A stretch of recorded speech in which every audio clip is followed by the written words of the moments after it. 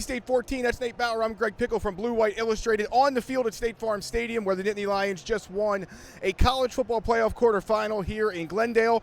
Nate, maybe not as easy as some thought it would be. There were some injuries along the way, but Penn State wins this game comfortably in the end, and it's off to the semifinals.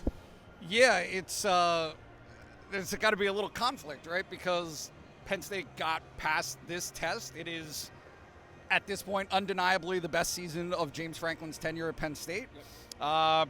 But for them to win a championship, they might have to do it without one of their best player, right? Like the best player that they have, with Abdul Carter obviously missing most of the second quarter and the entirety of the second half. So, look, this was a game where Penn State took control early and gave itself a great position to have success. But honestly, you knew that Boise State was going to make it a dogfight, and that's exactly what they did.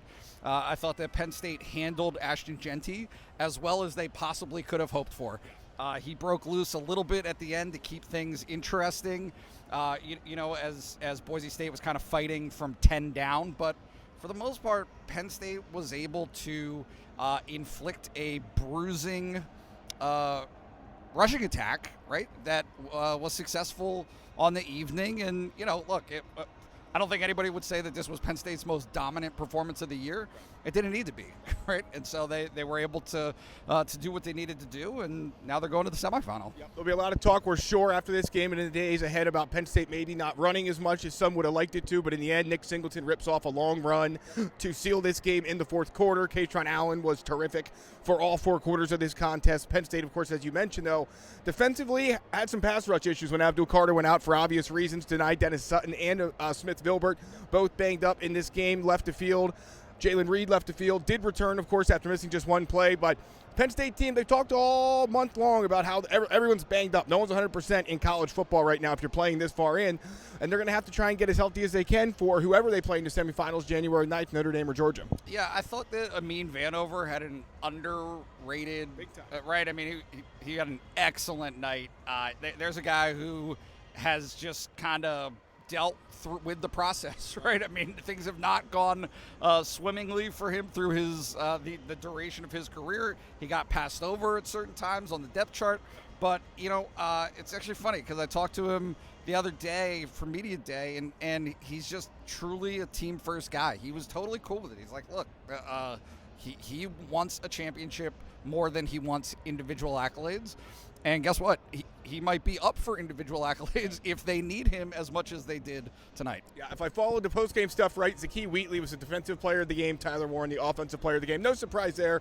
Number 44, just simply fantastic again. 2 touchdowns. Nate, final thoughts as we get ready to head to do interviews here in Glendale. Plenty of coverage to come at BlueWhiteIllustrated.com, where it's $1 for 7 days of access to all the insight and intel you need on Penn State athletics.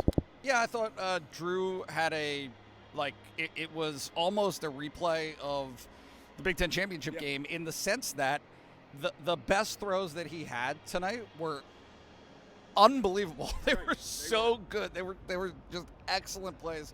But that wasn't the whole story, right? He also had some inaccurate throws. I thought that were problematic for Penn State a little bit. Drops too. I mean, drops were there's that middle ground, which is just this consistent thing. I think that sometimes we keep talking about this as though there might be a change. It just is what it is, right? Omari Evans had a couple of huge catches, but also had some drops.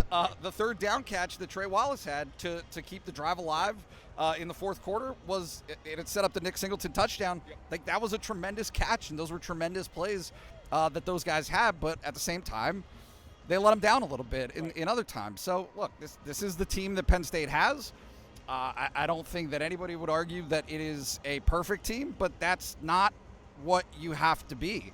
You need to be one that can withstand different environments, different tests, and this team has done it repeatedly this season.